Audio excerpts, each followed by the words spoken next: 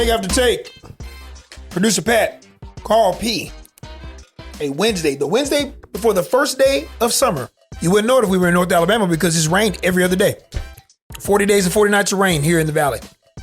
I am kind of upset about it, but I'm going to persevere, find a way, because sources tell me that North Alabama and the Tennessee Valley will be 94, 95 this weekend.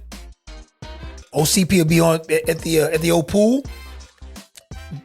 Basically no clothes on. That's how I do that.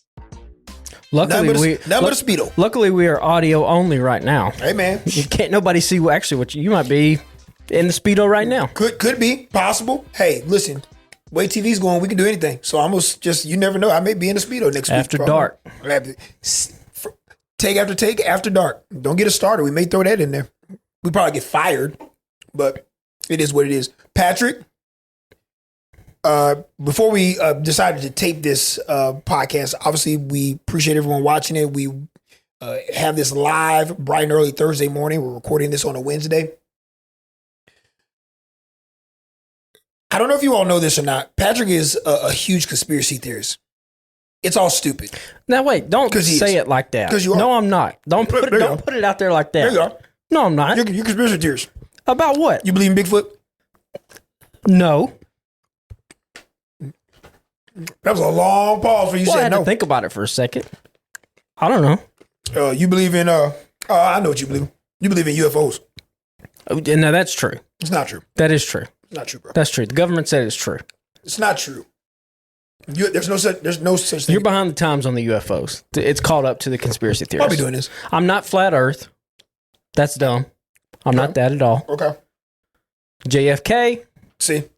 Now, we went from Bigfoot. I tried to gauge his conspiracy theories, his level. You know, that's a cool 5 when I said Bigfoot. No, Bigfoot. And then I went to view it with the JFK. Bigfoot's up there. Bigfoot's up there. Bigfoot's like a 9 or 10. Loch Ness Monster. No, I don't think Loch Ness Monster. None of those, what are they called? Cryptids, I think is what it's called. I don't believe in any of that stuff. But like when you start getting into what was the government's involvement in the JFK assassination or Martin Luther King or UFO, okay, then I'm starting to buy some stuff. But you can't just say like you're a conspiracy theorist. That's a wide range. Because you are. And you're a conspiracy theorist on sports, which really gets my goat. And we lead that into because the NBA Finals are currently going on. The Oklahoma City Thunder up 3-2 in the best-of-7 series. They will return back to Indiana and the great folks in the Hoosier State to attempt to try to close this thing out. Indiana's trying to force a Game 7 back at OKC. If you listen to our previous podcast, we discussed the NBA Finals and the presentation of it all. Patrick was all up in arms about that. Again, not just me. You and a lot of people on the internet. You and 7 people. No, dude. You did the presentation. What do you want? The presentation to be, oh my gosh, this makes this feel like it. And then the game stinks. This has been the greatest playoffs in the last decade. Not even close. Okay, I'll give you that. Who cares about the presentation? I won't care about the actual play on the field. A lot of people care about the presentation. I listen, I care about the presentation, but not to the extent that it's going to jeopardize how I feel about said action on the court, field, or playing field. It didn't feel that way about me. I didn't feel that way. But you're saying you're just like, oh, what would you rather have? Like a good game or a good presentation? Well, why can't I get both? You know?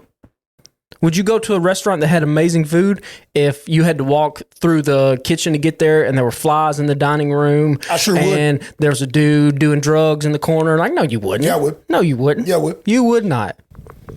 Hold on. You're from this great state. Yeah. I'm not calling nobody out.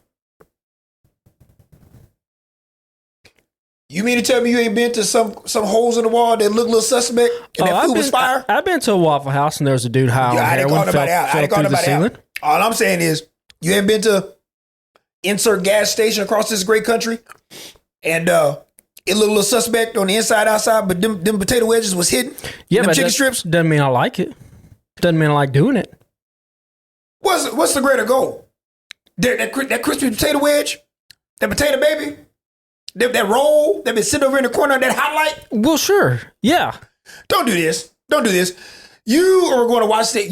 Listen, you're a diehard sports fan. You're going to watch sports no matter what. I would watch regardless. I have been watching regardless. Because you got some extra sprinkles on your ice cream didn't necessarily enhance the flavor of the ice cream. The ice cream is still good whether you had those 6 extra sprinkles or not. Yeah, but I felt a little more special when I got them. Getting Game 5 feel a little bit more special?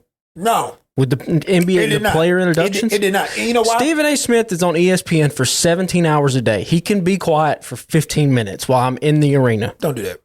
Don't do that. And Listen, I like Stephen A. Smith. Don't do that. Man, the playoffs have been so great. I understand because everyone says it's the NBA Finals. Okay, cool. My biggest question is, I didn't get any intros during the Pacers-Knicks series. No. Is it because it's the NBA Finals? Is that all you're saying about what this is about? No, I don't like the lack of player introductions across all primetime NBA games. I would like to see all of them. I love player introductions. I would feel different if we had it for a long period of time and then it went away. I may feel a little different, but we haven't had it in so long. I think once you set the precedent, once NBC and everyone starts showing the intros during the regular season stuff, it'll become a custom and part of the viewing experience. But we haven't had them. No, I mean, listen, if you have it, cool. I mean, I'm with you, but it's not it is not a hamper to my viewing experience because for 7 minutes we didn't get the intro of the OKC's intro and their presentation on their big jumbotron. But was it better or was it not better?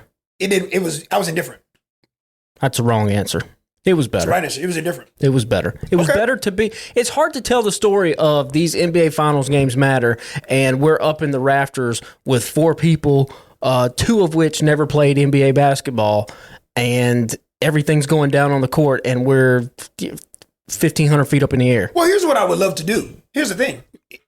I would look at that entirely different if said whatever sport it is. I watched an incredible Stanley Cup Final Game 6 last night. Rocking in there in Sunrise, Florida. Congratulations to the Florida Panthers. But you got the great one and Wayne Gretzky and a lot of other commentators and former players. Mark Messier, Hendrik Lundqvist was up there. But I have always said, and even if we have to take out a little bit of time from professional sports or collegiate sports, put the talent and your host on the floor.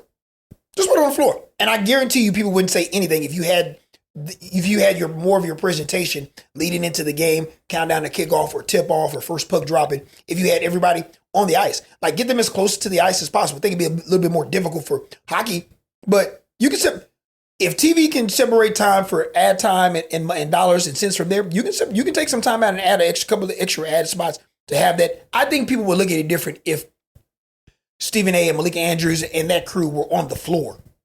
Yeah. And then you can roll them off the floor. You can roll that off the floor, dude. It would take less than 10 minutes to do that. You know that. But they weren't doing that either. Which is fine. So but your presentation as far as showing the intro and the video of everyone watched the game. I get it. And here's the thing. Yes. Does it enhance it? Yes. But all these people that are all of a sudden butthurt and upset because of 7 minutes of an intro. Bro, you first it was the NBA product sucks. That's what that was the law. Now the NBA product is great. And slowly but surely, don't let anyone listen. Last 2 games ago was the, I think, lowest rated game since 2020 or something like that. But overall, the NBA product percentage-wise has been up in viewership. I have been on record, and I truly believe that the NBA product is going to explode next year when NBC and the new contract because of the media rights and what they're going to enhance to do, i.e., as you mentioned, intros and a lot of your NBA stars this summer going to be, I think there are going to be a lot of different types of shows throughout the NBC family, Universal. So your fans are going to be accustomed and get used to seeing names and faces and putting those together and then seeing an amazing product, especially like on Saturdays and Sundays coming home from church or whatever you're doing, taking it easy. But First, we're pissed off about, the product's not good. They don't play hard. Then we get to the playoffs and it's incredible. All the games have been awesome. Then it's, the viewership is down when the viewership is actually up. Then we get to the finals because the product's been so great. We are trying to find something to make like this product like not good in someone's eyes, and that is, I just think that we are getting a little upset about anything and everything because what are we going to do then? Well, it's not long enough. You know where this is going. Yeah, but they fixed the one problem. I didn't have any problems with Game 5. Other than Halliburton getting hurt. That was kind of bad, obviously, because this series is over now. But, like, bullying works. Series is over when it started. We bullied the network into showing us the player introductions. So don't let people out there, if you listen, when people are like, oh, bullying's bad, it's all in context. Who are you bullying? Wait, hold on. Hold on. Here's what I do love. Oh man, we made change. Yeah. What happens if they said they were going to do that in the first place, and they just said, "Hey, we were going to do it"? They weren't, and you know that they weren't. I'm just saying they weren't. How do you know that? Why would they start with Game 5? How do you know that? How do you know that they were planning on doing anything different? Correct. That's why I'm saying we give a little bit too much credit to the fan. That's all I'm saying. No, you're not. You are mistaking the power of the internet, the power of the people. Internet crazy. Well, I've been told. Yeah. Everybody crazy on there. Well, yeah. Including me. That's why you can't just tell people that I'm a conspiracy theorist. There's levels to this. You ain't lying. You on level 7,000. No. You know, hey, by the way, in our break room, because I'm absolutely starving, let me tell you something. A great treasure in life. Everyone should enjoy this. There ain't nothing like some dry beef jerky, dog. Now I want. It's fantastic. Here's the thing. I don't care if it comes in a bag sealed. I don't care if someone makes it. There's nothing like, and I want for real cut, tough beef jerky. This is slapping. And it's got Sweet Baby Ray's barbecue sauce on it. Somebody say they don't like Sweet Baby Ray's barbecue sauce. I can't trust them. This is prime time eating, and especially it's good when you're real hungry. Yeah, I haven't eaten today either. Man, I'm down bad. You didn't offer me no beef jerky, so that's cool. Whatever. You can eat it. It's fine. You see how your conspiracy theorists? I asked you that. The first thing I asked you, I said, "You want some?" Nah, I don't want that. You should have just said you want some. Try some. Try some right now. I've had some. It's good. You want I like that kind. Try some. Well, no, I got the monitors over here. I'm trying to keep everything going. Look, somebody's got to keep this podcast on track. You ain't lying. For the 7 people that listen. You ain't lying. Can we talk about Arch Manning for a second? You want to go down this hole, rabbit hole? Yes, I do. I want to go down this hole. You've been waiting for this, huh? I've been waiting for this. Go ahead. Listen, it's a lot to put on a 20-year-old college athlete. I think this Arch Manning season coming up is about to be something special. And that needs to have some context, though. And I'm not going to say that racism in this country can be defeated 100%. You bringing all nations together, cuz? I think Arch Manning's the one. I think he's the Lisan Gaib or whatever it is on Dune. Like, this might be the guy. What did you just say? This might be the guy. You ain't never seen Dune? No. Timothy Chalamet? No, bro. I think it's the Lisan Gaib or whatever. Is that what he's famous for, that movie? Dune, yeah. So before the Bob Dylan movie, that's what made him famous. Oh, yeah. I didn't know that. Yeah. I thought the Bob Dylan movie is what made him famous. Yeah, no. You got to see Dune 1 and Dune 2. Oh, big sports head. They look good. But we also head. need to have a podcast episode, or we could just do it. You know, I don't watch movies. Yeah, it's a problem. I promise you, there's about 98% of the world's movies of all, like, just standard viewing that I have not watched. Guarantee it. And, like, probably obviously some big ones. Like, have you ever seen, like, Top Gun? Never in my life. See, that's just like, there's a bunch of movies I've seen like that. 2 minutes of Days of Thunder.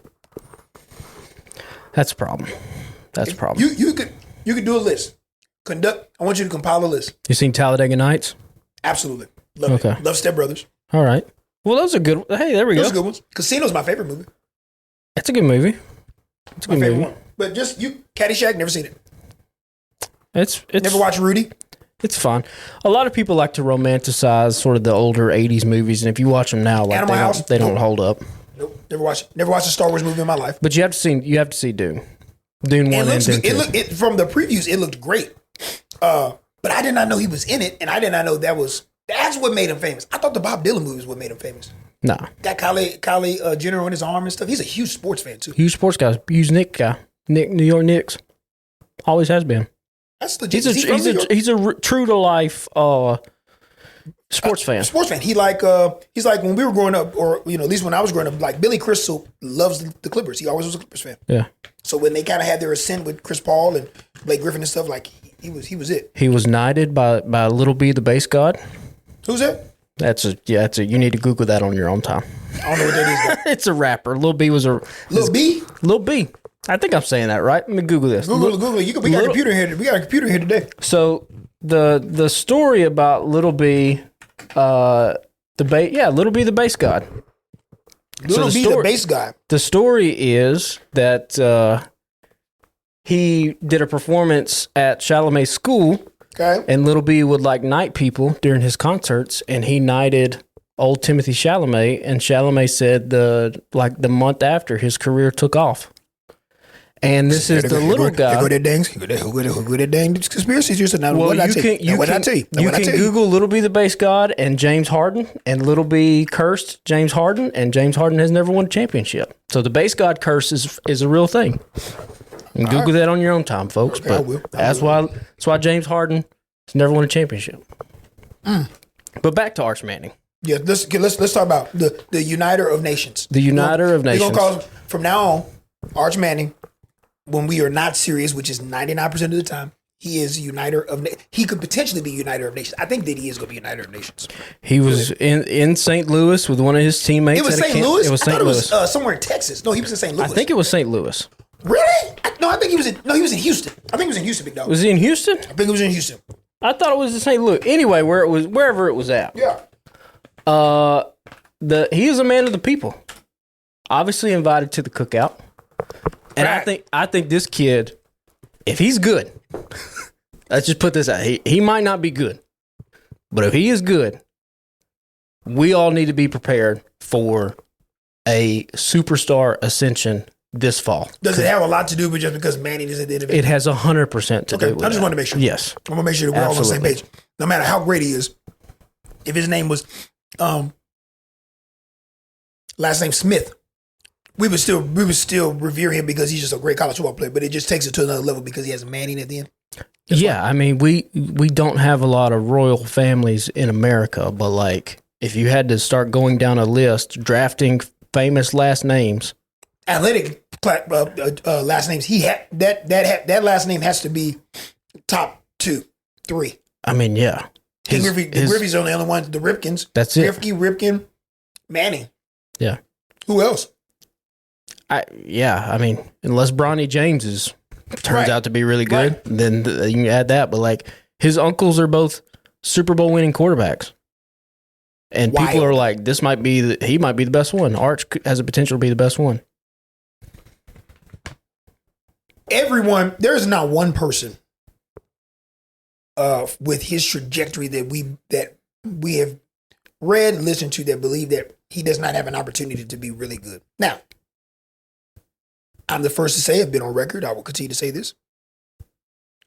I believe, go look at his pass attempts. I believe he's thrown less than 100 passes. Garrett, I'm almost certain. Just 100 attempts. I don't think he's thrown over 100 attempts. Texas fans will say this. I think anyone will say this. It's not that we don't think that he's good, but it's just like we would like to see it for the entire time. 95. He's thrown 95 passes in his collegiate career. 95 attempts, 939 yards, 9 touchdowns, 2 interceptions.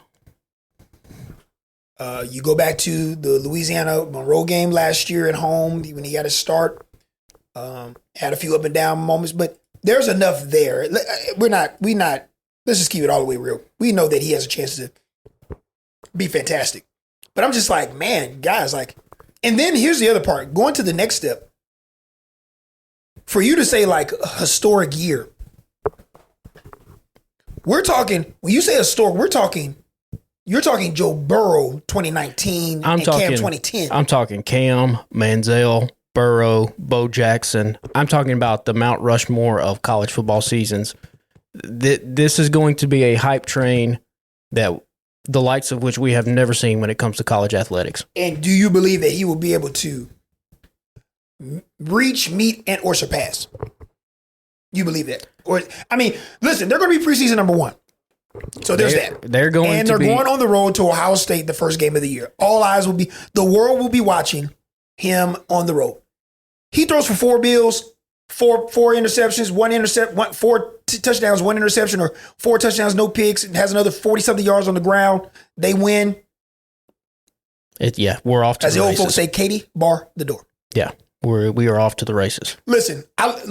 Texas, to me, we'll talk more about this when we go to SEC Media Days next month. Texas, to me, has the best roster on in the SEC, Southeastern Conference. I think then you start mixing in Georgia in there. But Texas has the roster. I'm very, very excited to see Ryan Wingo and his trajectory as a wide receiver there.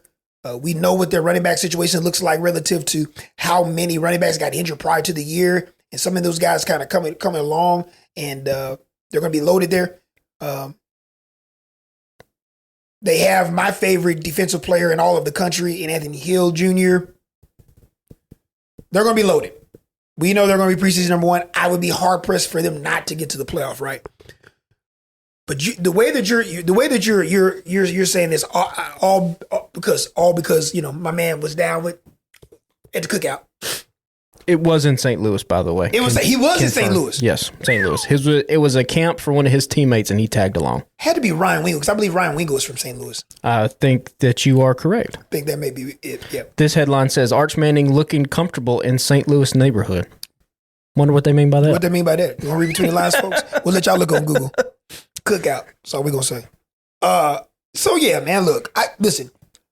Arch Manning being highly successful in college football, and more importantly, at that type of brand of university, only makes the sport better and more of what we all want as college football fans. You heading into your second full year of watching this intently, of the value and more eyeballs that weren't on college football prior.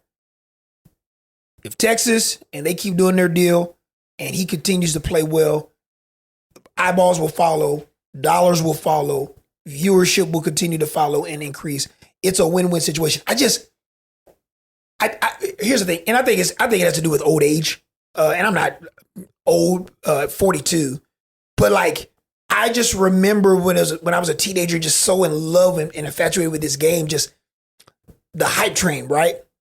But then, you get older, you start like watching the game better than what you ever could imagine you could have watched it then, as far as from a tactical standpoint.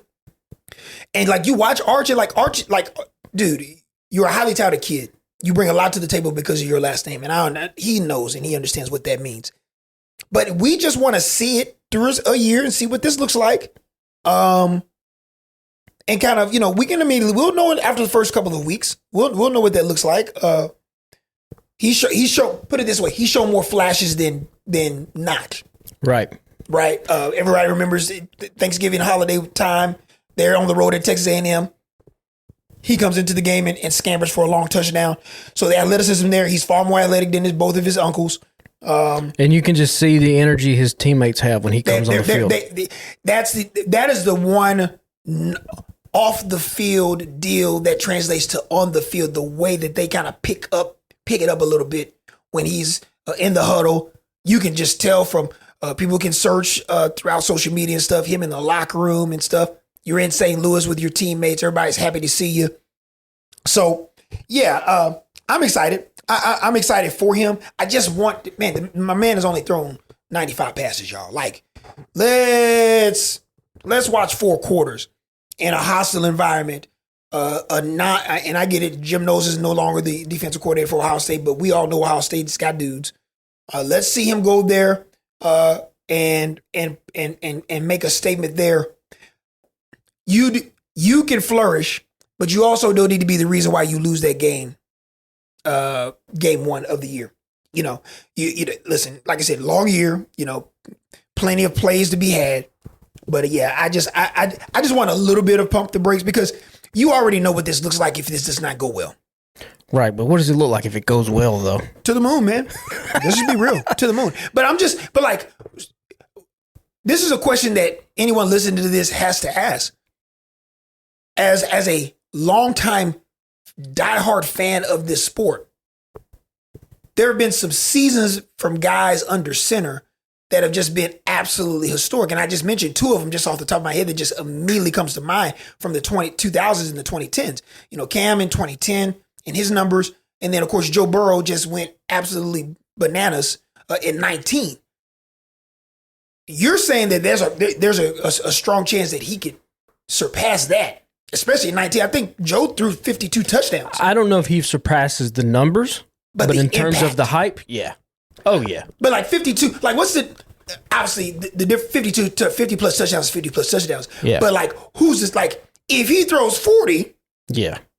Yeah. and throws for 3 bills and has like 4 interceptions and his QBR is in the 90s, like, how about this? Alabama fans can attest to this because I mentioned an Auburn player in Cam Newton.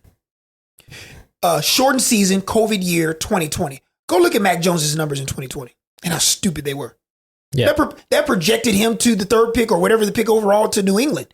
But like Tua Tagovailoa, I mean, hell, even Jalen Hurts his first year as a starter, he was basically a drive away from being just the 3rd true freshman in history to win a national championship as a starter. So, I mean, what, you know, we're completely projecting here, Pat. But like, what does that look like? What you got to speak on it because like, what do you look at when you look at some of the greatest seasons in college football history?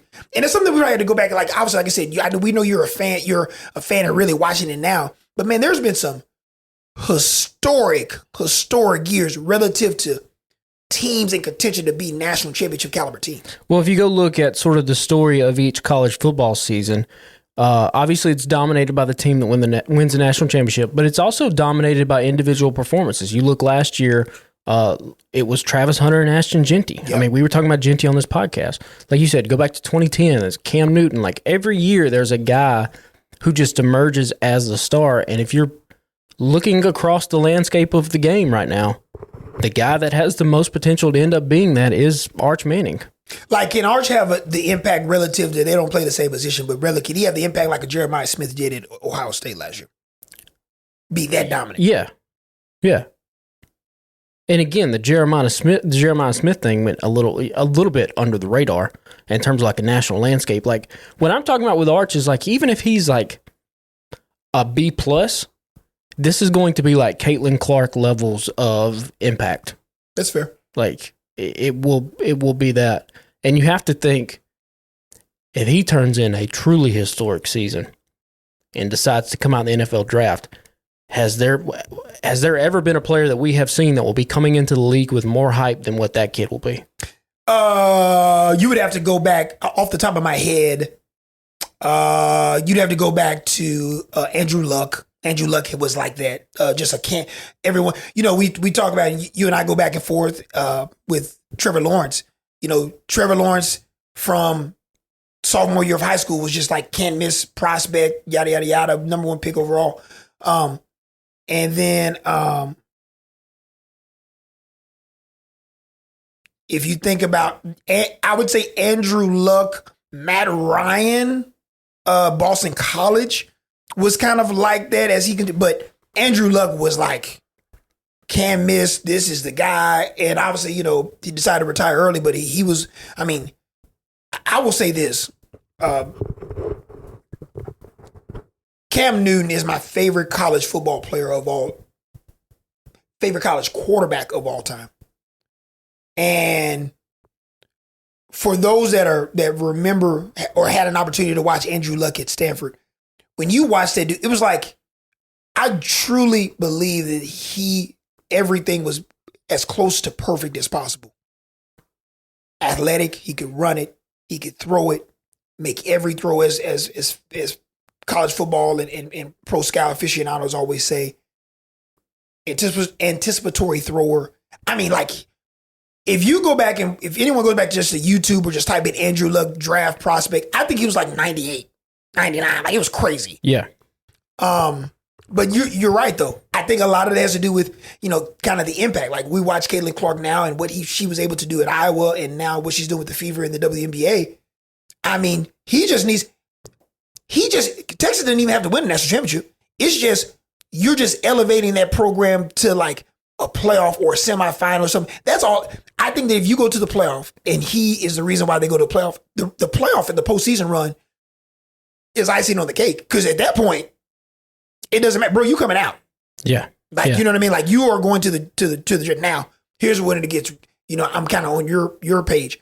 Here's when it gets real crazy. What happens if he pulls an uncle deal and decides to come back for one more year? 2026, 2027. That's when it gets to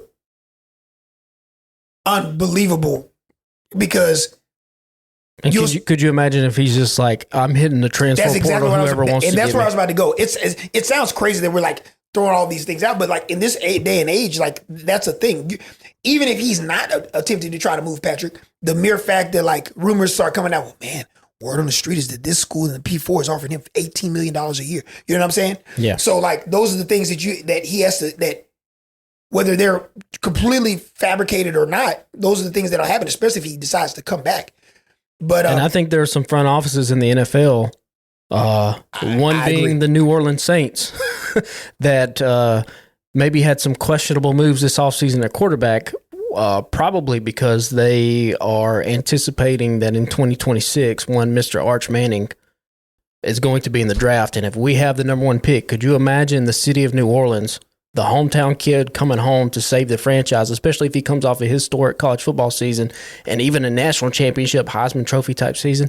The hype on that will be unbelievable. You're saying they're saying heading to April's draft in 2026? Yes. If Arch Manning puts together a type of season that I think you and I both think he's capable of, yeah, and being super successful, I got a hot take. And take it to the moon. If he wins a national championship and the New Orleans Saints there are number one to take him, I got a hot take.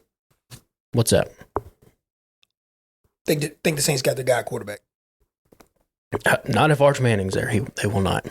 What if they go to the playoffs? They're not going to the playoff. I know where you're getting at, but they're not going to the playoff. I've been on record. I've said this, and I will continue to say this.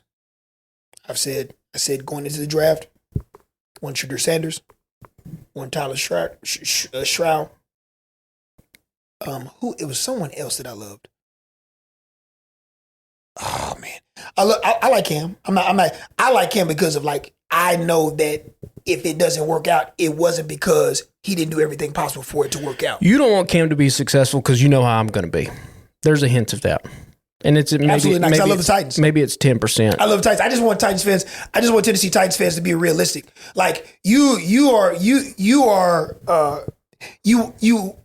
a fan with the Tennessee Titans. Here's the problem with some Tennessee Titans fans that it doesn't compute for me.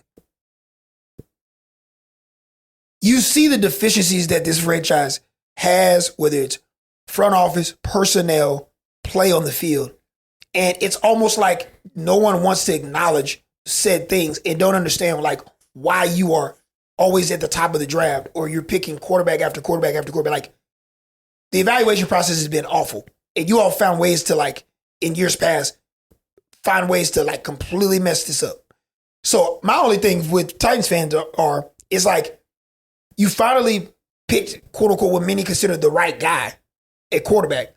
But let's not act like you 13-3 next year. Yeah, I said 17-0. Correct. Yeah, I'm on record. That's not going to happen. And so, like, in the weird part, I want Titans fans to temper the expectation in the sense that, like, if you win 6 games this year, man, that is amazing. If you go 8-8, man, that is amazing. I say this all the time. I'm a very firm believer in this, especially in the NFL and now in this day and age of college football, especially at that position. If you have a quarterback and that quarterback shows you that they are capable enough to win, even though said surroundings are not good around them, other players are going to want to go play with them, whether it's via free agency or be traded there. I believe personally, we know the NFL is a business. I believe that Jaden Daniels and Washington in the next 2 cycles, you're going to have some heavy hitter guys that are want to come over there to play with that. I believe if Cam Ward even just wins 6 games this year, they can win 4. They can go 4-12, 4-13. People are going to want to find a way to get over to Tennessee. I believe at Notre Dame, I believe if CJ Carr is what Irish fans hope that he will be, I think that the recruiting from the wide receivers position will continue to enhance the next couple of cycles because they know that guy's there. So All I'm saying to you as a Titans fan, but more importantly for expectations going back to Arch, is that there just needs to be signs of players being able to produce. I like players being able to show that they can produce, even though we know that the rest of the team is quote unquote deficient. And that's why, like for the Titans, it's important for Titans fans like yourself that are absolutely crazy to understand that it may not look as good as you would hope it to be, but like it would be pretty cool to have a new stadium in 2 cycles, and you're like getting to host a playoff game, or if you won the division. You know what I mean? Well, but you're going to who you going to beat in the division? Who you going to like? Well, I said 17-0, so everybody will beat everybody in the division. Folks, he's full of you know what, bull. You know what? But I'm a non-objective. Who's all in? Fan. Who's all in the division again? Texans, Jaguars, Indianapolis Colts, and ourselves. Oh yeah, y'all finished last. But it's okay. No. I mean, it's cool. It's not like even though you finished last, you're still going to be much improved. That's cool. It's cool. We'll finish first, and we're going to win the Super Bowl. You know what makes it even worse if Anthony Richardson doesn't play and they still finish ahead of y'all? Well, they're not. The Colts are awful. I think the Jaguars are also going to be awful. There's a lot of nerds now talking about Jacksonville. I hear it every year. Trevor Lawrence. At some point, we're going to they got that 12 over there, right? You know that 12 is over there. The guy that you wanted, remember? Well, yeah, I did want him. Yeah. Now, I do think he's going to be good. Yeah, he may have a chance. Hopefully, I think he's going to be a Hall of Famer. But hopefully, we 17-0. Once again, conspiracy theories. We do understand that. We know that the Texans are probably going to win like 11 to 13 games next year, right? We know that. And get bounced in the first round. Yeah, that's fine. We know that. But they're going to win the division, like far and away. No, like we're winning. They'll win the division, and then I think the Jaguars will be second, and I think the Jaguars will be second just because of the impact that Travis has. We shall see. We have completely danced around everything that we were discussing. I just wanted to talk about Arch and the. You just feel good. He's in St. Louis. Yeah, Uniter of Nations. Uniter of Nations. That's what we call him. If he runs for mayor of New Orleans right now, he gets 20% of the vote. Facts. Yeah. I don't think he's eligible. I don't think he's old enough. Let him run for mayor in Austin after this year. I'm about to say, let him win a national championship and then see what happens. He was a national championship in first since the 2004 season. That I always call it. There's some seasons from said players, impactful players that are like statue years. Oh yeah. He went there. He's right in front of DKR. He's got him a nice. They might name it after him. The field. If Peyton Manning Way is in Knoxville, Tennessee, and Eli's got a road in Oxford, and same as Archie, you best believe let him win a national championship this year. Arch Manning Stadium. Not Arch Manning Stadium. That's what they'll call whoever was it, DKR. They'll have to change the name. Yeah. They have to give him something else. He can get a sandwich at a local diner or something like that because it'll be Arch Manning Stadium. You had an opportunity to have a sandwich named after you. What would the sandwich be? God, I don't even know. The better question is what kind of sandwich would it be? I do like a French dip, but that's already taken. You would like a French dip. I don't even know what that means. What does that even mean? What are you getting to? I'm just asking. Like, if you had if you were a college football standout and a local diner or something wanted to like name a burger after you, what would the burger entail? Not the burger, the sandwich. Like the sandwich. Like they got the Roethlisberger when he played for the Steelers, and like Saquon Barkley had I think some ice cream named after him. The thing about it is my name doesn't go with anything. You don't have to. You don't have like it can just be called the Acres. Nah, see that's the point. See, like the Roethlisberger is good because it's a play on his name. Yeah, that's what you have to have. That's what makes you a superstar. I just want a big sloppy, disgusting burger of like 3 patties, and I want like barbecue sauce on it, some A1 sauce, ketchup, lettuce, pickle, tomato, cheese, funky at some nice onions. You want barbecue, A1, and ketchup? Correct. That's a lot of sauces. Yeah, it's okay. That's a lot of sauces. It's okay. It's a party in your mouth. We said sandwich though. Burger is a burger. I mean, a burger. I guess technically it's a sandwich. Yeah, it's a sandwich. What are you talking about? No, but when you're like talking about sandwiches, you're not. Burgers are an offshoot. That's fair. That's why I said French dip. Big ham sandwich. Oh, ham sandwich. Can I get a little hot ham? A hot ham sandwich. That's all right. Are you Turkey. a bigger fan of cold sandwiches or hot sandwiches? Hot sandwiches. Yeah, and me I used too. to, when I was growing up, and I love a cold sandwich. I had a cold sandwich earlier today. Mayonnaise on a hot sandwich, yes or no? No, I don't like mayonnaise. But Okay, now, well, that's an acceptable answer. Mayonnaise only belongs on cold sandwiches, by the way. yeah, and I've grown to like a little mayonnaise here and there, but like not like, I mean, when I was a kid, like mayonnaise was a no-go. It was straight Miracle Whip for me. Oh, gosh. Straight Miracle Whip. I think it's maybe a cultural thing though. What about Duke's mayonnaise now? Have you come around? Bro, nah, here's what I'm gonna do. I'll buy a little bit of Duke's and I'll just try it. But like, I'm not a, I think it would, but I actually think, and y'all, everybody listening to this, tell me, I think Duke's mayonnaise would be, I think it actually would be good on a burger, a good fresh burger. No. I don't want that type of mayonnaise. I don't want that type of sauce on a cold sandwich, if that makes sense. I know that's what it goes on. Yeah, no, I would. Is it spicy or something? You got to kind of season it? It's got a little, they call it a little twang to it. Little twang is on the thing. That sounds suspect, culturally. I'm just trying to figure out like what kind of seasoning it got is twang. I don't want Well, twang. yeah, they don't ever tell you what it is, but it's good. But You got a little spice to it, dog. You got it doesn't have a spice. No, it's just a little kick. Okay. It's like a, I don't even know how to describe it.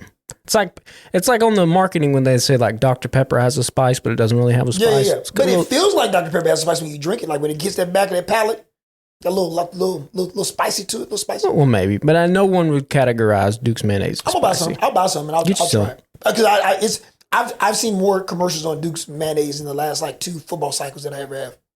So it must be really good. Oh, Then they're we got the coming. Duke's Yeah, mayo bowl. yeah, they're coming around. People, Must be the word's getting pretty out. solid. Yeah, word's getting out. But yeah, Duke's mayonnaise only on cold sandwiches, not hot.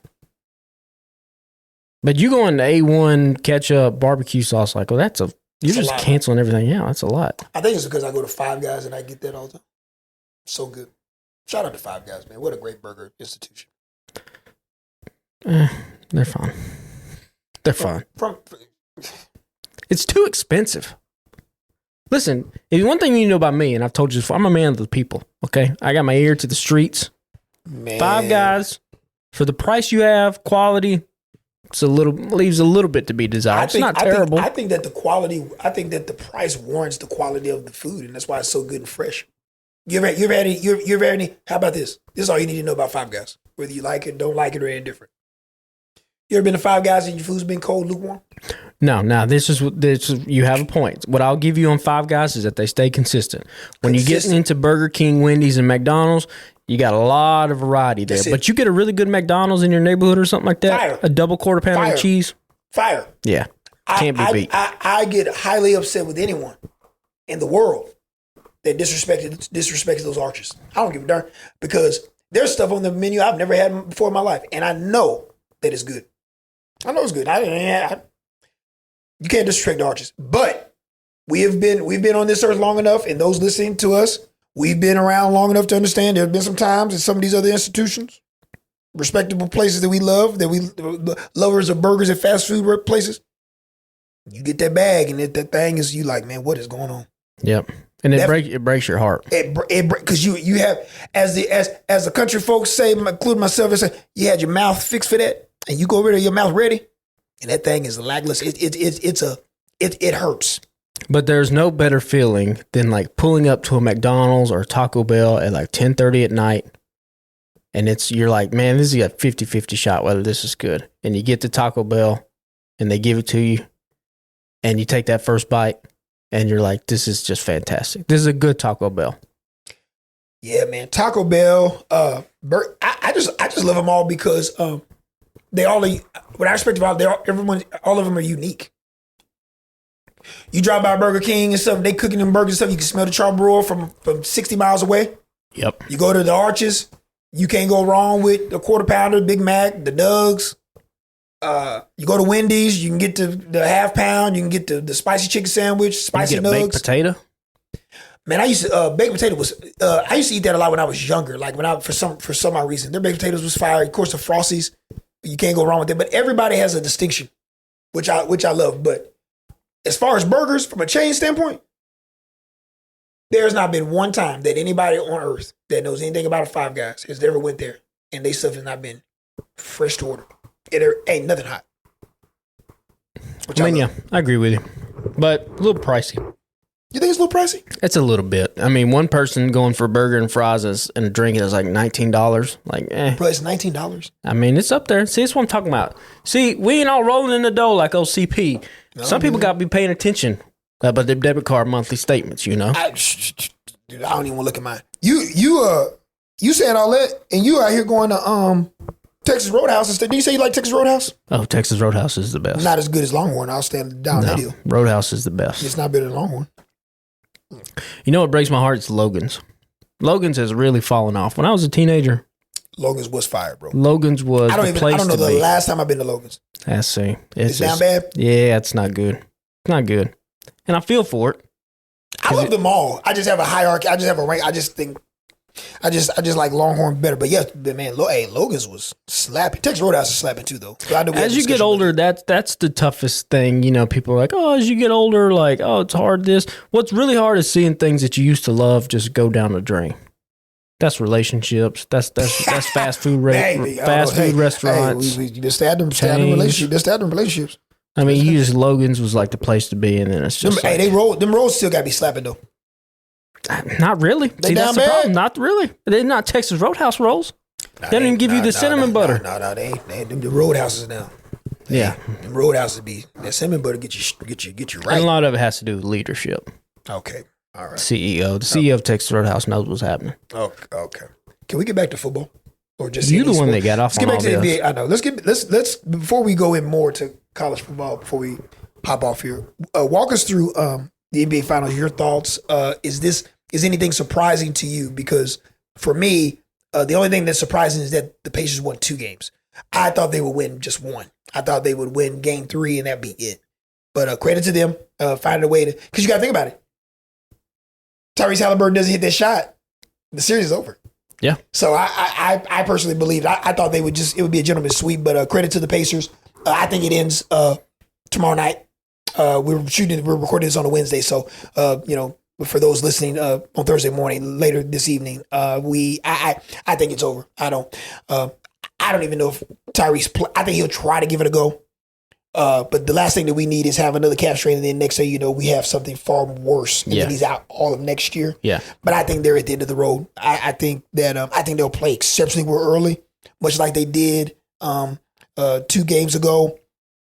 I just think that OKC is going to go ahead and close. They don't care anything about going home. They're trying to end this thing Thursday. I think if you're a Pacers fan, you're going to look back at that game 5, and that's going to haunt you for a very long time, because you're going to be like, man, we had these guys on the ropes.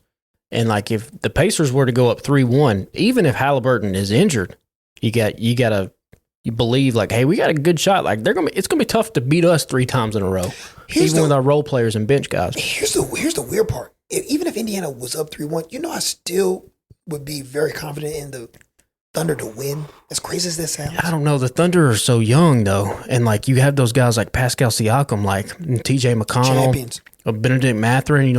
These guys can't put it together for just one game. But now, like, I'm with you. Up 3, like, they ain't got a shot now, I don't think. Because the OKC Thunder have the confidence now. Yeah, they're going to have to win 2 games. You mean to tell me they're going to go to, if worst case, go to OKC and win that game? Absolutely not. Because here's the thing. Shea's good for 35. Like every time. So and now you got guys like Lou Dort, Chet Holmgren, like those guys coming along. It's gonna be tough. The question is when OKC wins a title, like, is this the real start of something special, or is this much like the last time the OKC Thunder were in the finals and it was Durant and Westbrook and Harden, and all the announcers were like, oh, they'll be back, and guess what? They never went back. They blew it up. So I believe this team is going to stay together for a long time. I think they're going to initially start to pay the Jalen Williamses of the world and the Lou Dorts of the world and the Chet Holmgren up until they can't pay them anymore because of so many salaries. But I think the next 4 seasons they'll be together. You'll start getting some extensions and stuff of that nature until you can't pay them anymore, right? If anyone can figure that out, is one Sam Presti, who's been absolutely amazing as an exec within this league. He's just good. Listen, him and R.C. Buford, to me, in the last 25, 30 years have been the cream of the crop when it comes to being able to navigate that salary cap world and kind of sustaining your teams and your franchises. Here's what I'll say about OKC. Here's why I want to pump the brakes of what you just said. I could not be more excited about a conference of basketball, and more importantly, the overall health of the Eastern and Western Conference than I am now, because I can make a valid argument that next season the Houston Rockets could have the best record in basketball. Now, I think they still are 2 steps away. I think their ceiling potentially could be Western Conference Final. They bow out. Let's say OKC wins it or Denver comes back and they win it. But I think the year after that is then when you can see them kind of making that run toward a final. But just go look at the West and the teams around there. Dallas, OKC, Houston, Denver, the Timberwolves. There's a lot of teams that OKC may have won a title here, but they legitimately may not. They may have to skip a year and come back and win another one. Or they may win 2 in a row. It would make it that much more impressive if they go on a run and they do that. But even the same thing over in the East. Listen, you're a Memphis Grizzlies guy, and I know how much you love Desmond Bane and stuff, but I don't think people will understand it. Now, the haul to get Desmond Bane 4 first-round picks or whatever is like, whoa. But people do not understand what Desmond Bane will be able to do for Orlando. Who's to say that Orlando is not going to be a top 3 seed next year? Right. Or they're the new Cleveland Cavaliers from this past season. Yeah, it seems like a lot to give up for Desmond Bane until you fast forward 12 months and they're in the finals. Correct. Because, listen, Pat, they got a frontline superstar. LaPaolo Bank, listen, I know people don't watch the NBA like we do during the regular season. And as a fan of the Duke Blue Devils, obviously any Duke player I love to follow, but I don't know if people understand. Paolo Banchero was on the road to becoming arguably a first or second team All-NBA player before he tore a muscle in his stomach, like an ab muscle, whatever it was. I don't even have an abductor, whatever it may have been. He came back, gave him a little bit of time before it, and came back and was right back, kind of getting back to on pace. So, they got a frontline star. We hope that Jalen Suggs can continue to be a 3-and-D type guy, a really good defender, and add to that. But Desmond Bane there with that group, man, I'm telling you, Orlando, you look up and Orlando's got 60 wins, and you like, man, where did this come from? And then you see Paolo Banchero, top 7 of the MVP voting, and he's a first, second, or third team All-NBA player. Don't be surprised. But even on that east side, man, I don't know where and what one MVP Joel Embiid can be coming back, but a motivated, healthy. He's not played a full year. He's not played a full year in quite some time outside of the MVP year. He single-handedly can give them 55 wins. Yeah, that's how great he is. So we don't know what Boston's going to look like without Jason Tatum for the most part all of next year. This is a healthy, competitive NBA league. There's a reason why this will be our 7th different champion in the last 7 years. Just because I think the overall health of the league and the stars there are great. We haven't seen this from him. Another Duke guy, we would love for, the older you get, it doesn't get any better, but you love to see someone like Zion Williamson or someone get traded. The New York Knicks are probably going to make a move. Where is Giannis going to go to change the axis of power somewhere? And he might just stay in Milwaukee. What if he just stays in Milwaukee? What if he stays in Milwaukee and let's just say for the sake of argument, the Pelicans, we'll just trade to Zion Williamson? Yeah, I mean, if you're the Bucks, you're like, why the East is so wide open? Why would we trade Giannis? We kind of gave this Indiana team a little bit of fight, and they're now in the NBA Finals. Who's to say that's not us with one of the 3 best players in the world if we put some guys around him? I think the Desmond Bane trade to Orlando's probably going to be the first of maybe half a dozen of some teams kind of putting a lot of their chips to the center of the table and being like, we got a shot next year. There's probably at least 10 to 11 teams that kind of think that. We were discussing about the NBA draft lottery and when Cooper flagged and how riveting this was with the draft lottery. I believe that here next week when we have the NBA draft, I think this is going to be one of the most exciting drafts because I think there's going to be an immense amount of movement amongst the league. I think this will be the first time in, I don't know when, if we've ever had it, that we're going to have stars and picks and guys and future picks and unprotected picks moving all in a 2-day, 48-hour cycle with these 2 rounds in the draft. I think surprisingly enough, we're going to have more movement now next week than we will have in the entire summer. You might as well just go ahead and just get it done now. So that you can kind of have these groups together and be ready to get into camp. So I think next week's going to be riveting television because I think the KDs of the world, the Giannis's of the world, everyone's on the table. Yeah. And picks are going to be moving up and down. Guys are going to be, you got this group of class players for the draft has a lot of impactful guys, in my opinion, the Ace Baileys of the world. Listen, also fans, I want to throw this out too. This chaps my, you know what, also, especially in the NBA.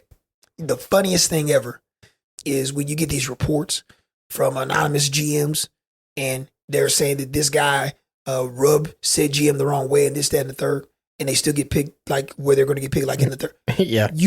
Listen, there is not much in the world that you can do as a athlete, as a prospect.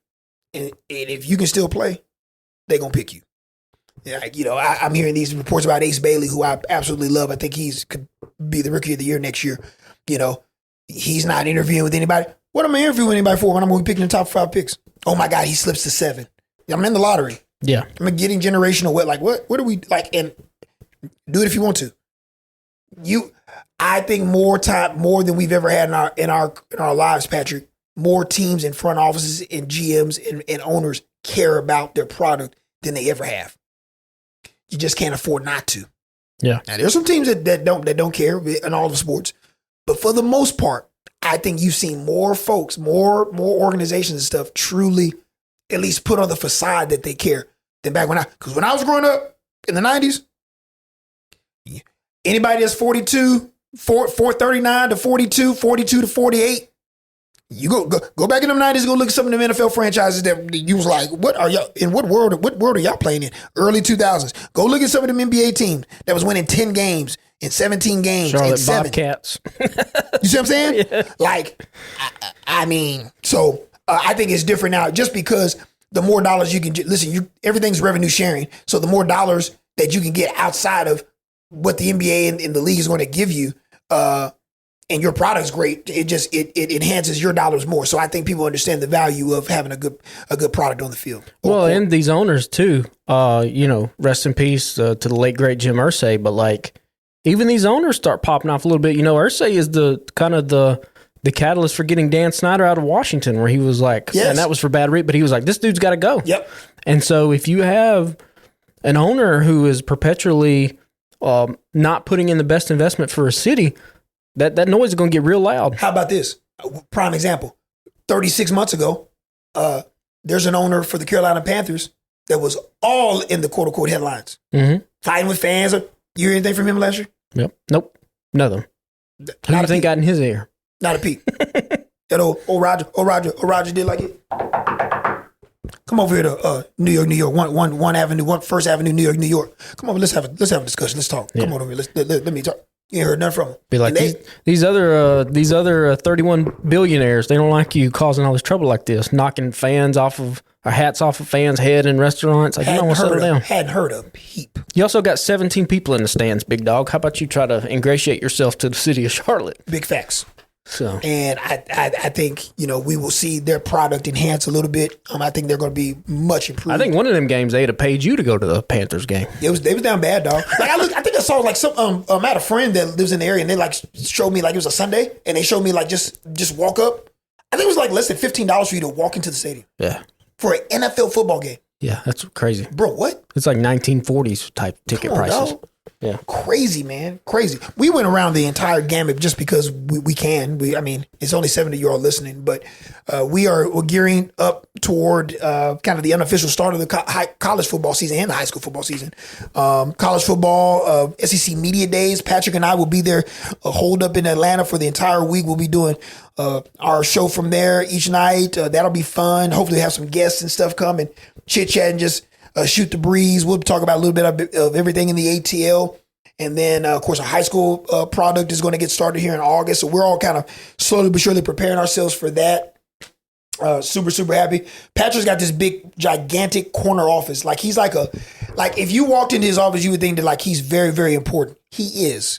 But like super important. Like this office is like gigantic. This man used to wear tennis shoes 2 weeks ago. Now he got dress shoes on. Yeah. He wearing polos and stuff, like him and his lady going out to eat. I mean, you can't tell him. Now, he still what hat you got on there? What hat do I have? Okay, I just got a white Nike hat on today. You know, he had a break. Me and him do share a love affair with the Atlanta Braves. They stink. But you know, he's still wearing his Titans hats and stuff like that. But yeah, he got a big promotion. We're super happy for him, man. I'm over the moon for him. Very happy for him. But yeah, we are all gearing up for all of the festivities that you all will see that we have to put together behind the scenes to make the product look good in the next 60 plus days. So we will be back next week. I figure next week it'd be a really, really amazing time to go through and talk about like just fun stuff about college football, like favorite players, favorite games, impactful players. And Patrick, as everyone knows, he's a true diehard professional fan and loves the NFL. But man, he really watched the pro game, and he's got players from Alabama and Auburn and Tennessee like he knew about. But I'm more about college than he was, and man, there's just so many great players. I just want to kind of discuss it. Let's just take a drive and a walk down memory lane and have a little nostalgia for a lot of our fans. Before we go, we're sitting there watching TV right now. So Wednesday, the World News is on. Boy, they coming after Caden Clark's neck, ain't they? I love it. I like it too. I don't see anything wrong with this. And listen, we are not out here condoning fisticuffs and all that stuff, but man, they out here throwing Caitlin Clark down like, you know, we in MMA UFC 39 or whatever. And my girl Sophie Cunningham, she's like, look, that's the star. Much like the NBA and in the NFL, you got to do a little enforcing. And I'm not mad at it. Shout out to Caitlin and Stephanie White, the head coach there. Stephanie kind of took the brunt of it and talked about it. Caitlin. Stephanie's soundbite was very funny. It was very funny. But Caitlin, listen, I like Caitlin because Caitlin is extremely confident in her abilities, much like all of the amazing WNBA basketball players there should be, and we see. Listen, she gonna talk. She's gonna back it up, much like the great Asia Wilson's gonna talk, back it up. Much like the great Nafisha Collier is going to talk and back it up, and any other amazing basketball player in the WNBA. That's what it's all about. Continue to hit, you know, you don't have to do all this fighting to do it, but this is part of it. I think it just looks different because we're seeing women do this, and I think that's a large issue behind that. And there's a lot of like pearl clutching that's going on. Sure, there's women. There's women are doing this. Like women are I mean, we'll just be real. Like women are showing their amazing athletic ability and physicality because they're amazing athletes. And I think for some people, I think that it is a little jarring to see ladies do that. But they're amazing. They're amazing athletes. Like we've played in the backyard with people and stuff, and like we've all been competitive in some form or fashion. This is just what it is. They're continuing to grow the brand. Listen, I was here for that was interesting. I didn't see the game live. I just saw the clips as soon as like in real time with social media. But yeah, they said my girl Sophie, that was an MMA move she did. They said she grabbed her by the ear. She grabbed her by the shoulder and threw her down. Yeah, that's what you have to. I mean, listen, Caitlin Clark is a quarterback. You don't touch the quarterback. Don't touch the. How many times we've seen in the NFL, especially last year? What was my guy for the Chargers? That my boy Herbert got thrown down, and my guy, I mean, just mollywop dude. Yeah, forget a pancake. That was mollywop. Don't do that. Not mad at it. And it is kind of crazy too because like Caitlin Clark is a different level of superstar that you can just see. Like look at the attendance in other WNBA games, and then look when Caitlin Clark and the Fever come to town. Yeah, it's way different, and it's cool because once again, even in the W, all of these franchises are slowly but surely are acquiring stars that local demographics and what I mean by that is local cities and stuff can grow and become accustomed to and love going to the game.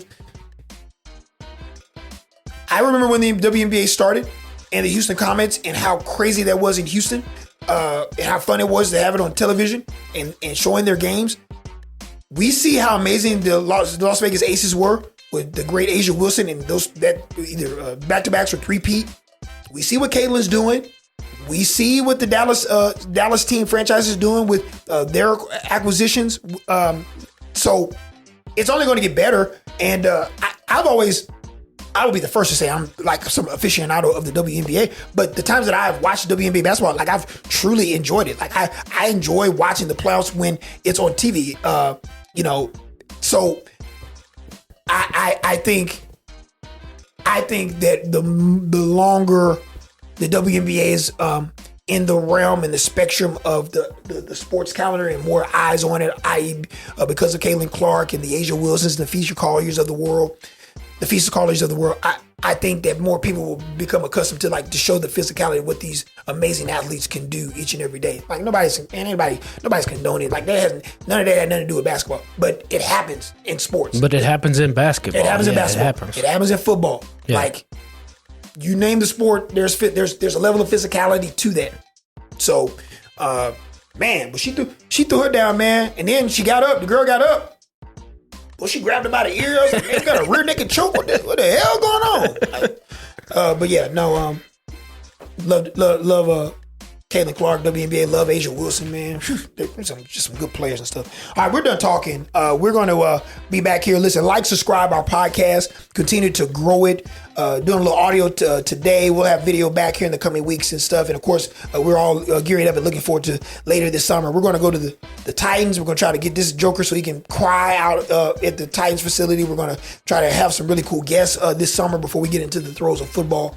But very excited with the growth of this. Subscribe, Spotify, Apple, iTunes, anywhere podcasts available. And of course, our 48 Sports Zone app has the actual video. This week, as I mentioned, it'll be audio, but we'll be back to video here in the coming weeks as well. So for producer Pat, I'm Carl Prather. This is Take After Take, folks. We'll see you back here next week.